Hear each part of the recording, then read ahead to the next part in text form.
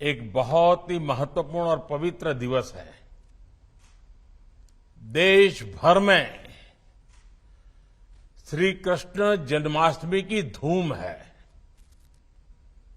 सभी देशवासियों को, दुनिया भर में फैले भगवान श्री कृष्ण के भक्तों को बहुत बहुत बधाई। जय श्री कृष्ण। आज का ये कार्यक्रम गोवा में हो रहा है, लेकिन आज मैं सभी देशवासियों के साथ देश की 3 बड़ी उपलब्धियों को साझा करना चाहता हूं। और ये बात मैं पूरे देश के लिए कहना चाहता हूं। भारत की इन उपलब्धियों के बारे में जब मेरे देशवासी जानेंगे, मुझे पक्का विश्वास है उनको बहुत गर्व होगा और विशेषकर हमारी माताओं बहनों को बहुत गर्व होगा। अमृत काल में भारत जिन विशाल लक्ष्यों पर काम कर रहा है, उससे जुड़ी 3 अहम पड़ाव हमने आज पार किए हैं। पहला पड़ाव, आज देश के 10 करोड़ ग्रामीण परिवार पाइप से स्वच्छ पानी की सुविधा से जुड़ चुके हैं। 10 करोड़ ग्रामीण परिवार एक घर जल पहुंचाने की सरकार के अभियान की एक बहुत बड़ी सफलता है। ये सबका प्रयास का बेहतरीन उदाहरण भी है। मैं इस उपलब्धि के लिए हर देशवासी को और विशेषकर माताओं बहनों को बधाई देता हूं। साथियों, देश ने और विशेषकर गोवा ने आज एक उपलब्धि हासिल की है। आज गोवा देश का पहला राज्य बना है जिसे हर घर जल सर्टिफाई किया गया है। दादरा नगर हवेली एवं दीव और दमन भी हर घर जल सर्टिफाइड केंद्र शासित प्रदेश बन गए हैं। बीते कुछ वर्षों में देश के हर बड़े मिशन में गोवा अग्रणी भूमिका निभाता जा रहा है।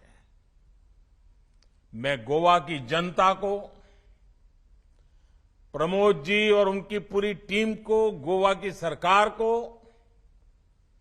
स्थानीय स्वराज की संस्थाओं को, हर किसी को बहुत बहुत शुभकामनाएं देता हूं। आपने जिस प्रकार हर घर जल मिशन को आगे बढ़ाया है, वह पूरे देश को प्रेरित करने वाला है। मुझे खुशी है कि आने वाले महीनों में कई और राज्य इस सूची में जुड़ने वाले हैं। साथियों, देश की तीसरी उपलब्धि स्वच्छ भारत अभियान से जुड़ी है। कुछ साल पहले सभी देशवासियों के प्रयासों से देश खुले में शौच से मुक्त घोषित हुआ था। इसके बाद हमने संकल्प लिया था कि गांवों को ओडीएफ प्लस बनाएंगे, यानी community toilets, plastic waste management, grey water management, Gobardhan projects, ऐसी सुविधाएं विकसित की जाएगी। इसको लेकर भी देश ने अहम माइलस्टोन हासिल किया है। अब देश के अलग अलग राज्यों के 1 लाख से ज्यादा गांव ओडीएफ प्लस हो चुके हैं। इन तीनों अहम पड़ाव को पार करने वाली सभी राज्यों को, सभी गांवों को हम जितनी बधाई दें उतनी कम है। साथियों, आज दुनिया की बड़ी बड़ी संस्थाएं कह रही हैं कि 21वीं सदी की सबसे बड़ी चुनौतियों में से एक चुनौती वाटर सिक्योरिटी की होगी। पानी का अभाव विकसित भारत के संकल्प की सिद्धि में भी बहुत बड़ा अवरोध बन सकता है। बिना पानी सामान्य मानवी, गरीब, मध्यम वर्ग, किसान और उद्योग धंधों सबको नुकसान होता है। इस बड़ी चुनौती से निपटने के लिए सेवा भाव से, कर्तव्य भाव से 24 घंटे काम करने की जरूरत है। हमारी सरकार बीते 8 वर्षों से इसी भावना के साथ वाटर सिक्योरिटी, जल सुरक्षा के कार्यों को पूरा करने में जुटी है। ये सही है कि सरकार बनाने के लिए उतनी मेहनत नहीं करनी पड़ती, लेकिन देश बनाने के लिए कड़ी मेहनत करनी होती है और सबके प्रयास से होती है। हम सभी ने देश बनाने का रास्ता चुना है, इसलिए देश की वर्तमान और भविष्य की चुनौतियों का लगातार समाधान कर रहे हैं। जिन्हें देश की परवाह नहीं होती, उन्हें देश का वर्तमान बिगड़े या भविष्य कोई फर्क नहीं पड़ता। ऐसे लोग पानी के लिए बड़ी बड़ी बातें जरूर कर सकते हैं, लेकिन कभी पानी के लिए एक बड़े विजन के साथ काम नहीं कर सकते। साथियों, आजादी के अमृत काल में वाटर सिक्योरिटी, जल सुरक्षा भारत की प्रगति के सामने चुनौती न बने, इसके लिए बीते 8 वर्षों से जल सुरक्षा पर विशेष बल दिया गया है। कैच द रेन हो,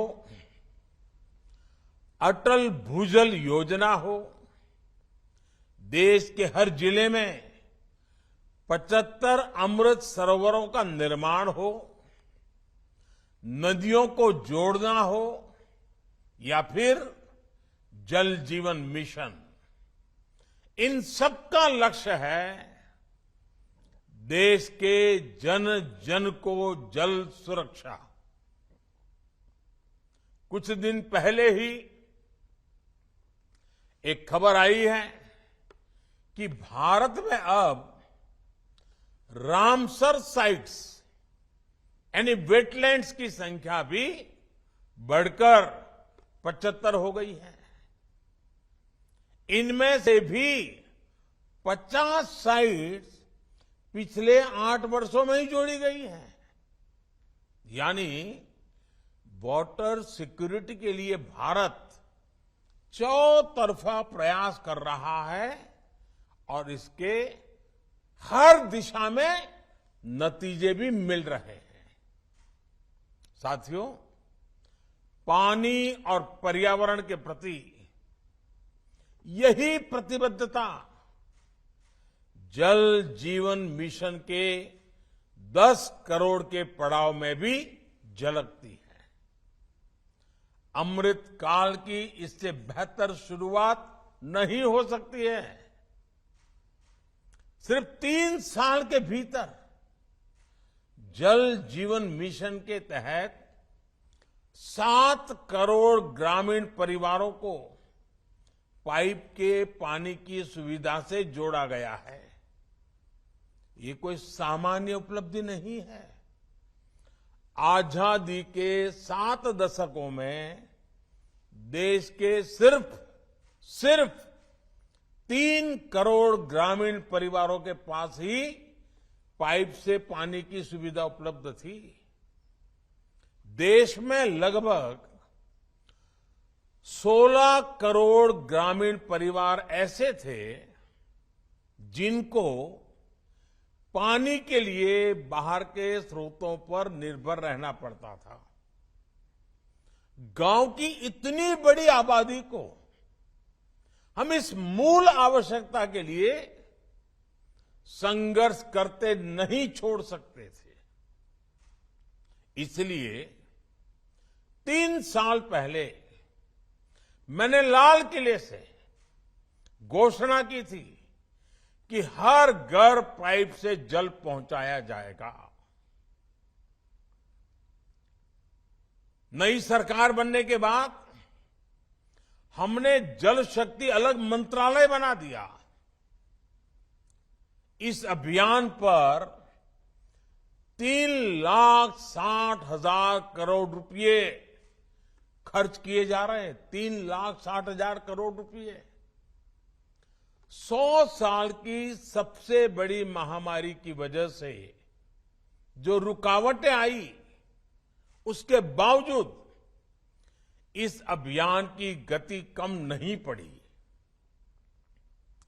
इसी निरंतर प्रयास का परिणाम है कि 7 दशकों में जितना काम हुआ था उससे 2 गुने से अधिक काम देश ने पिछले 3 साल में ही कर दिखाया है। ये उसी मानव केंद्रित विकास का उदाहरण है जिसकी बात मैंने इस बार लाल किले से की है। हर घर जल जब पहुंचता है तो सबसे अधिक लाभ हमारी बहनों को होता है, भावी पीढ़ी को होता है। कुपोषण के विरुद्ध हमारी लड़ाई मजबूत होती है। पानी से जुड़ी हर समस्या की सबसे अधिक भुक्तभोगी हमारी माताएं बहनें होती हैं। इसलिए इस मिशन के केंद्र में भी हमारी बहन बेटियां ही है। जिन घरों में शुद्ध पेयजल पहुंचा है, वहां अब बहनों का समय बच रहा है। परिवार के बच्चों को दूषित जल की वजह से होने वाली बीमारियां भी कम हो रही है। साथियों, जल जीवन मिशन सच्चे लोकतंत्र का, पूज्य बापू ने जिस ग्राम स्वराज का सपना देखा था, उसका भी उत्तम उदाहरण है। मुझे याद है, जब मैं गुजरात में था तो कच्छ जिले में माताओं बहनों को पानी से जुड़े विकास कार्यों का दायित्व सौंपा गया था। ये प्रयोग इतना सफल रहा था कि इसे अंतर्राष्ट्रीय स्तर पर अवार्ड भी मिला था। आज यही प्रयोग जल जीवन मिशन की भी अहम प्रेरणा है। जल जीवन अभियान सिर्फ सरकारी स्कीम नहीं है, बल्कि समुदाय द्वारा समुदाय के लिए चलाई जा रही योजना है। साथियों, जल जीवन मिशन की सफलता की वजह उसके 4 मजबूत स्तंभ हैं। पहला, जन भागीदारी, पीपल्स पार्टिसिपेशन। दूसरा, साझेदारी, हर स्टेक होल्डर की पार्टनरशिप। तीसरा, राजनीतिक इच्छा शक्ति, पॉलिटिकल विल। और चौथा, संसाधनों का पूरा इस्तेमाल, ऑप्टिमम यूटिलाइजेशन ऑफ रिसोर्सेज। भाइयों और बहनों, जल जीवन मिशन में जिस तरह पंचायतों को, ग्राम सभाओं को, गांव के स्थानीय लोगों को शामिल किया गया है, जिस तरह उन्हें अनेक जिम्मेदारियां सौंपी गई हैं, यह अपने आप में अभूतपूर्व है। हर घर पाइप से जल पहुंचाने के लिए जो कार्य होते हैं, उसमें गांव के लोगों का सहयोग लिया जाता है। गांव के लोग ही अपने गांव में जल सुरक्षा के लिए विलेज एक्शन प्लान बना रहे हैं। पानी का जो मूल्य लिया जाता है, वो भी गांव के लोग ही तय कर रहे हैं।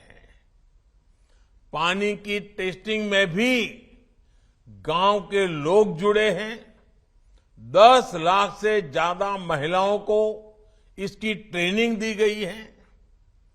पानी समिति में अभी कम से कम 50% महिलाओं को जगह दी गई है। जो जनजातीय इलाके हैं, वहां तेजी से काम हो, इसे प्राथमिकता दी जा रही है। जल जीवन मिशन का दूसरा स्तंभ साझेदारी है। राज्य सरकारें हो, पंचायतें हो, स्वयंसेवी संस्थाएं हो, शिक्षण संस्थाएं हो, सरकार के विभिन्न विभाग और मंत्रालय में सभी मिलकर काम कर रहे हैं। इसका जमीनी स्तर पर बहुत बड़ा फायदा मिल रहा है।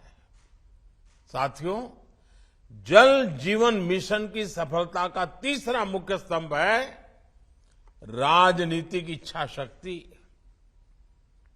जो पिछले 70 साल में हासिल किया जा सका, उसमें कई गुना ज्यादा काम 7 साल से भी कम समय में किया जा रहा है। कठिन लक्ष्य है, लेकिन ऐसा कोई लक्ष्य नहीं जो भारत के लोग ठान लें और उसे प्राप्त ना कर सके। केंद्र सरकार, राज्य सरकारें, पंचायतें सभी इस अभियान को तेजी से पूरा करने में जुटी है। जल जीवन मिशन संसाधनों के सही इस्तेमाल पर, ऑप्टिमम यूटिलाइजेशन ऑफ रिसोर्सेज पर भी उतना ही बल दे रहा है। मनरेगा जैसी योजनाओं के वो कार्य जो जल जीवन मिशन को गति देते हैं, उनसे भी मदद ली जा रही है। इस मिशन के तहत जो कार्य हो रहा है, उससे गांवों में बड़े पैमाने पर रोजगार के नए अवसर भी बन रहे हैं। इस मिशन का एक लाभ ये भी होगा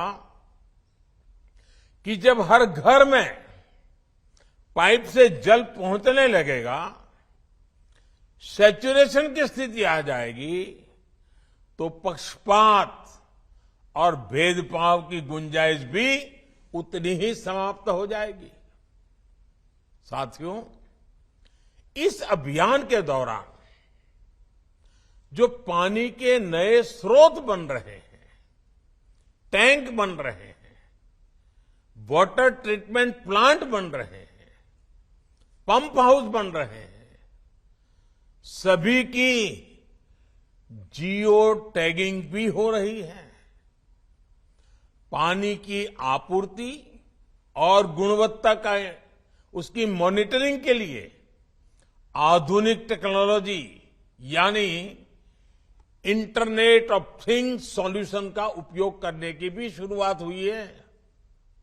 यानी जनशक्ति, नारी शक्ति और टेक्नोलॉजी की शक्ति मिलकर जल जीवन मिशन की शक्ति बढ़ा रहे हैं। मुझे पूरा विश्वास है कि जिस प्रकार पूरा देश मेहनत कर रहा है, उससे हर घर जल का लक्ष्य हम अवश्य प्राप्त करेंगे। एक बार फिर गोवा को, गोवा सरकार को, गोवा के नागरिकों को इस शुभ अवसर पर और ये बड़ी सफलता पर बहुत बहुत बधाई देता हूं, बहुत बहुत शुभकामनाएं देता हूं और देशवासियों को भी विश्वास दिलाता हूं कि 3 साल पहले लाल किले से जो सपना देखा था, ग्राम पंचायत से लेकर के सभी संस्थानों की मदद से हम बहुत तेजी से उसको सफल होते देख रहे हैं। मैं फिर एक बार कृष्ण जन्माष्टमी की शुभकामनाएं देते हुए मेरी वाणी को विराम देता हूं। बहुत बहुत धन्यवाद।